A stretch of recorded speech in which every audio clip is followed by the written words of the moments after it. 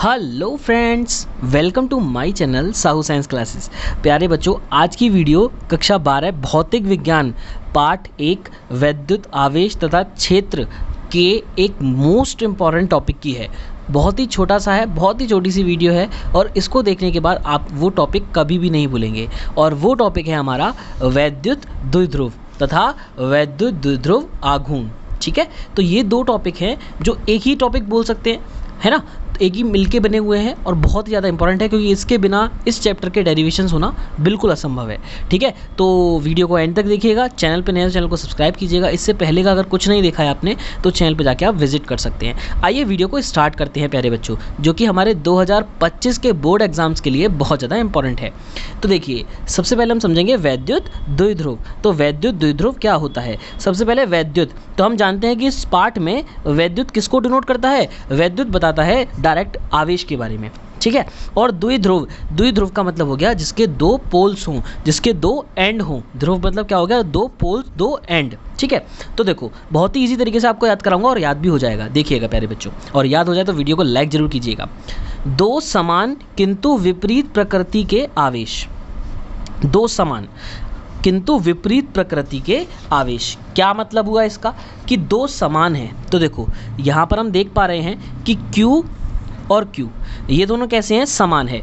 जब इनके हम साइनों को ना देखें, किसको ना देखें? साइनों को ना देखें। देखो इसको भी मत देखो और इसको भी मत देखो, ना प्लस को देखो ना माइनस को देखो, दोनों बराबर है, दोनों समान है। तो देखो दो समान किंतु विपरीत प्रकृति के आवेश। अब प्रकृति कैसी है इनकी? इसकी धनात्मक है, इसकी ऋणात्मक है। तो दो समान किंतु विपरीत प्रकृति के आवेश एक दूसरे से अल्प दूरी पर रखते हैं।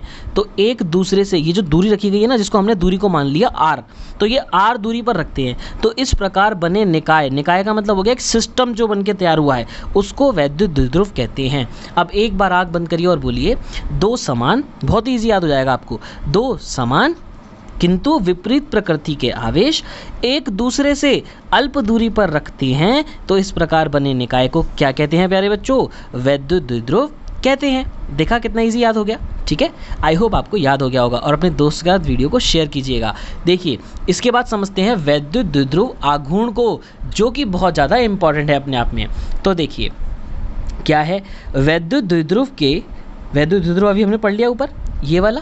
तो वैद्युत द्विध्रुव के आवेश के परिमाण, आवेश के परिमाण का मतलब ये हो गया कि अगर यहाँ पर +5 कूलाम होता और यहाँ पर -5 कूलाम होता, तो देखो दो समान हैं किंतु विपरीत प्रकृति के हैं, तो हम परिमाण को लेते, यानी कि 5 को लेते सिर्फ। तो वैद्युत द्विध्रुव के आवेश के परिमाण कॉमा तथा उनके बीच की दूरी। अब यहाँ पर देखिएगा उनके बीच की दूरी हमने क्या मान ली? 2L मानी है। क्या मानी है? 2L। इसका मतलब क्या है? 2L क्यों मानी हमने? L क्यों नहीं मानी या R क्यों नहीं मानी? क्योंकि आगे चल के क्या होगा, इस वैद्युत द्विध्रुव के हम टुकड़े करेंगे, है ना, इसका भी आधा लेंगे। तो देखो 2L अगर हम मानिए तो ये L और L बन जाएगी, लेकिन अगर हम L मानते तो L/2 लिखना पड़ता, जो कि दिक्कत देता। ठीक है, तो इसलिए डेरिवेशन में प्रॉब्लम ना हो, इसको हम 2L मान के चलते हैं, जो कि आपके सभी बुक्स में दे रखा है। ठीक है, तो दोबारा पढ़ते हैं वैद्युत द्विध्रुव आघूर्ण को।